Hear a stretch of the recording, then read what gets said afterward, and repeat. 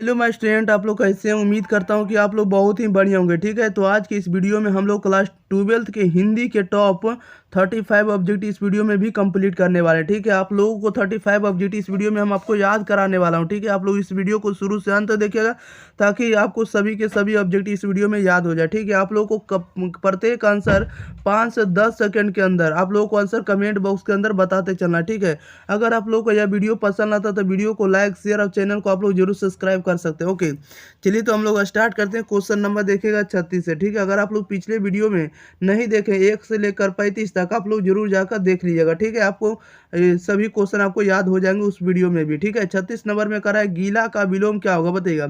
गीला का विलोम शब्द बताना, तो गीला का क्या होता है, गीला का विलोम होता है सूखा होता है। ऑप्शन नंबर इसका सी राइट आंसर हो जाएगा। 37 में करा है उग्र का विलोम क्या होगा, बताइएगा। उग्र का विलोम, तो उग्र का विलोम आपका सौम्य होगा। Option number D right answer हो जाएगा। 38 में करा है कि जागरण का विपरीतार्थ शब्द क्या है, बताइएगा। जागरण का विपरीतार्थ शब्द, जागरण का विपरीतार्थ शब्द जो होगा उल्टा शब्द निद्रा होगा। क्या होगा, निद्रा होगा। जो जागा हुआ वो सोया हुआ रहेगा, निद्रा में रहेगा। क्वेश्चन नंबर 39 में करा है कि भूत का विपरीतार्थ शब्द क्या होगा, बताइएगा। भूत का उल्टा शब्द, तो भूत का उल्टा शब्द क्या होगा, तो भूत का उल्टा शब्द भविष्य होगा। ठीक है, ऑप्शन नंबर इसका सी राइट आंसर हो जाएगा, भविष्य। नेक्स्ट क्वेश्चन की ओर बढ़ जाते हैं। क्वेश्चन नंबर देखिएगा आप लोग 40 नंबर की ओर। 40 में करा है मैं खाना खा चुका तब वो आया, वाक्य कैसा है, बताइएगा। करा है कि मैं खाना खा चुका तब वो आया, वाक्य कैसा है। इसका राइट आंसर आप लोग जल्दी जल्दी बताइएगा। तो 40 का राइट आंसर भी हो जाएगा, संयुक्त वाक्य। ठीक है, पहले तो खाना खाया तब वो आया। ठीक है, इसमें दो काम एक अलग अलग समय में हो रहा है, इसलिए संयुक्त वाक्य है, बी राइट आंसर हो जाएगा। ठीक है, क्वेश्चन नंबर 41 में करा है कि चतुर्थ शब्द है, बताइएगा। चतुर्थ जो शब्द है कौन सा शब्द है, इसका राइट आंसर बताइएगा। तो चतुर्थ आपका जो है तद्भव शब्द है, ए राइट आंसर हो जाएगा।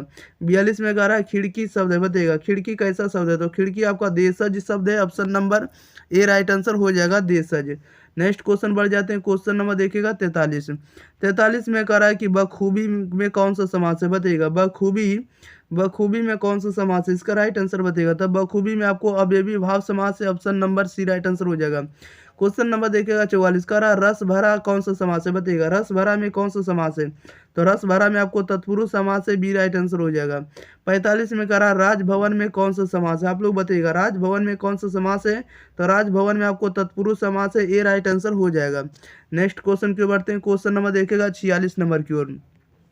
46 में करा है कि धर्माधर्म में कौन सा समास है, बताइएगा। धर्माधर्म में कौन सा समास है, तो धर्माधर्म में आपको द्वंद्व समास है। Option number B right answer हो जाएगा। 47 में करा है कि त्रिभुवन में कौन सा समास है, बताइएगा। त्रिभुवन में समास है, त्रिभुवन में कौन सा समास है, तो त्रिभुवन में आपको द्विगु समास है। Option number C right answer हो जाएगा।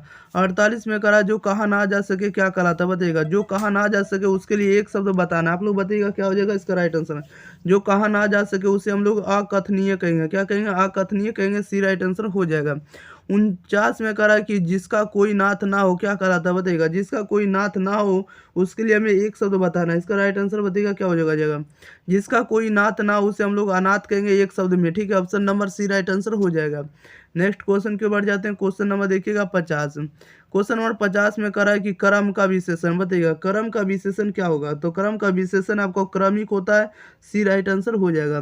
51 नंबर में करा है कि बाल कृष्ण के प्रहसन का नाम क्या होगा, बताइएगा। बाल कृष्ण के प्रहसन का नाम, तो बाल कृष्ण के प्रहसन का नाम क्या होगा, तो बाल कृष्ण के प्रहसन का नाम होगा आचार विडम्बन होगा। इसके बाद जैसा काम वैसा परिणाम या नई रोशनी का विष, ये आपको बाल कृष्ण भट्ट के प्रहसन का नाम है। ठीक है, ये तीनों होगा, इसलिए इसका राइट आंसर आप लोग डी लगाएंगे, ये तीनों। ठीक है, क्वेश्चन नंबर 52 में करा उसने कहा था कहानी की क्या विशेषता, बताइएगा। उसने कहा था कहानी की क्या विशेषता, इसका राइट आंसर आप लोग बताइएगा। उसने कहा था ये जो कहानी है कि इसकी विशेषता क्या है, तो इसका राइट आंसर देखिएगा, इसका राइट आंसर डी हो जाएगा। ठीक है, उपरोक्त सभी, यानी कहने के मतलब उसने कहा था जो कहानी है आपको दिव्य प्रेम कहानी है। ठीक है, दिव्य प्रेम कहानी है, आपको प्रेम पर बलिदान की भी कहानी है, आपको युद्ध की कहानी है, सभी प्रकार की कहानी है। ठीक है, या तो दिव्य प्रेम कहानी है, या तो प्रेम पर बलिदान की कहानी है, या तो युद्ध कहानी है, तीनों प्रकार की कहानी, इसलिए इसका राइट आंसर डी लगाएंगे। इनमें से सभी है, उपरोक्त सभी। नेक्स्ट क्वेश्चन देख लेते हैं। क्वेश्चन नंबर देखिएगा 53। 53 नंबर में कह रहा है कि जयप्रकाश नारायण के बचपन का नाम क्या था, बताइएगा। जयप्रकाश नारायण के बचपन का नाम क्या था, तो बाउल बाउल क्या था, बाउल था। जयप्रकाश नारायण के बचपन का नाम जो था बाउल था। Option number D right answer हो जाएगा। 54 में करा दिनकर किस युग के कवि थे, बताइएगा। दिनकर जी जो थे किस युग के कवि थे, तो यह आपको छायावाद होतर युग के कवि थे, सी राइट आंसर हो जाएगा।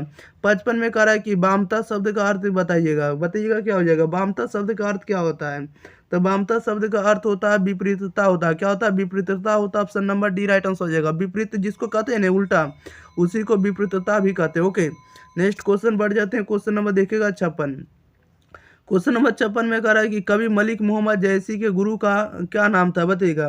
कवि मलिक मोहम्मद जैसी के गुरु का क्या नाम था, इसका राइट आंसर बताइएगा क्या हो जाएगा। तो कवि मलिक मोहम्मद जैसी के गुरु का नाम क्या था, तो मलिक मोहम्मद जैसी के गुरु का नाम था सूफी संत शेख मोहिदी और सैयद अशरफ जहांगीर था। Okay, option number B right answer हो जाएगा। शेखी करा सूफी संत शेख मोहिदी और सैयद अशरफ जहांगीर। ओके, याद रखिएगा, बी राइट आंसर हो जाएगा।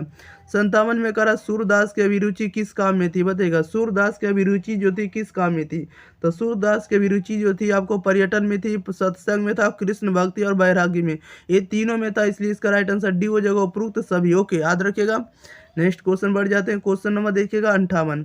क्वेश्चन नंबर 58 में करा है कि तुलसीदास के दीक्षा गुरु कौन थे, बताइएगा। तुलसीदास के दीक्षा गुरु, तो तुलसीदास के दीक्षा गुरु जी कौन थे, इसका राइट आंसर बताइएगा। तो तुलसीदास के दीक्षा गुरु का जो नाम था नरहरिदास थे, क्या थे, Narharidas. Option number C right answer हो जाएगा।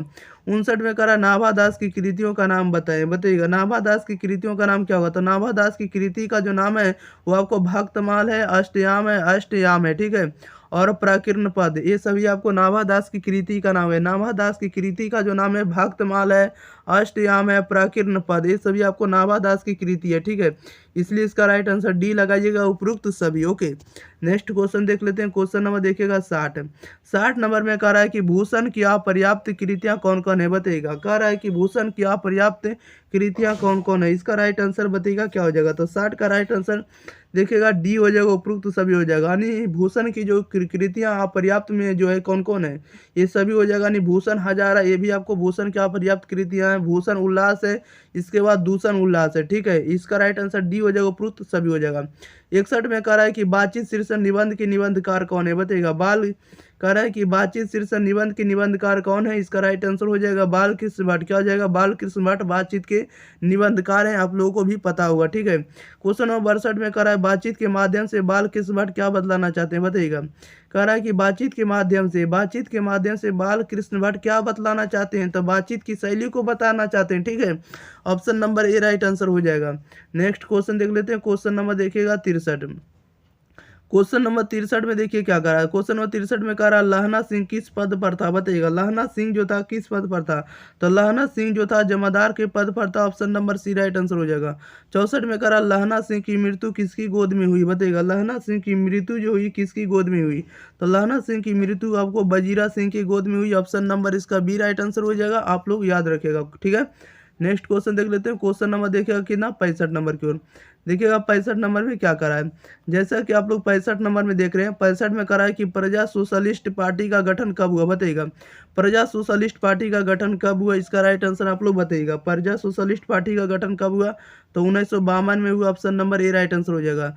66 नंबर में करा है जयप्रकाश नारायण को भारत रत्न की उपाधि कब दी गई, बताइएगा। जयप्रकाश नारायण को भारत रत्न की उपाधि कब दी गई, आप लोग जल्दी जल्दी बताइएगा इसका राइट आंसर। तो भारत रत्न दी गई आपको जयप्रकाश नारायण को 1998 ईस्वी में, बी राइट आंसर हो जाएगा। 67 में कह रहा है कि प्रेमचंद्र थे, बताइएगा। प्रेमचंद्र क्या थे, तो प्रेमचंद्र जो थे एक कथाकार थे, option number B right answer हो जाएगा। क्वेश्चन नंबर 68 में कह रहा है दिनकर का जन्म कब हुआ था, बताइएगा। दिनकर का जन्म कब हुआ था, दिनकर का मतलब हुआ रामधारी सिंह दिनकर का जन्म कब हुआ था, तो रामधारी सिंह दिनकर का जन्म हुआ था 23 सितंबर 1908 ईस्वी को, 23 सितंबर 1908 ईस्वी को, option number A right answer हो जाएगा। नेक्स्ट क्वेश्चन देख लेते हैं। क्वेश्चन नंबर देखिएगा आप लोग 69 नंबर का। 69 में कह रहा है कि तिनकठिया प्रथा का संबंध है, बताइएगा। तिनकठिया प्रथा का संबंध किनसे है, तो तिनकठिया प्रथा का संबंध आपको नील की खेती से, option number D right answer हो जाएगा। 70 में कह रहा है कि पंडई नदी कहाँ तक जाती है, बताइएगा। पंडई नदी जो है कहाँ तक जाती है, आप लोग जल्दी जल्दी बताइएगा। तो पंडई नदी कहाँ तक जाती है, तब भीखनाथ थोरी तक जाती है, option number A right answer हो जाएगा। पंडई नदी कहाँ तक जाती है, तब भीखनाथ थोरी तक जाती है, option number A right answer हो जाएगा। ठीक है, चलिए तो इस वीडियो में भी आप लोगों के लिए 35 ऑब्जेक्टिव था, 35 के 35 ऑब्जेक्टिव कंप्लीट कर दिए, याद करा दिए। ठीक है, आप लोग इस वीडियो को दबा कर लाइक शेयर और चैनल को जरूर सब्सक्राइब कीजिए। ठीक है, आप दोस्तों को ज़्यादा से ज़्यादा शेयर करिए और कमेंट बॉक्स में जरूर बताइए कि आप लोगों को किस पर वीडियो चाहिए, किस सब्जेक्ट पर वीडियो चाहिए। ठीक है, हम उसका वीडियो आपको अवेलेबल करेंगे इसी चैनल पर। आप लोगों के लिए सब्जेक्टिव और ऑब्जेक्टिव दोनों तरह के वीडियो आपको अवेलेबल कराया जाएगा। ठीक है, आप लोग चैनल से जल्दी जुड़ जाइए और आपको टाइम टू टाइम आपको वीडियो देख लेना। ठीक है, ताकि आपको कंप्लीट होते जाए, ऐसा नहीं कि वीडियो आपको स्टोर हो जाए इसके बाद देखना स्टार्ट करिएगा, फिर आपका कंप्लीट नहीं हो पाएगा और एग्जाम की कंप्लीट तैयारी नहीं हो पाएगी। ठीक है, इसलिए आप लोग अभी से कंप्लीट देखना स्टार्ट करिए। ओके, तो मिलते हैं हम लोग इसी के साथ अगले वीडियो के साथ। तब तक के लिए thank you for watching this video. धन्यवाद।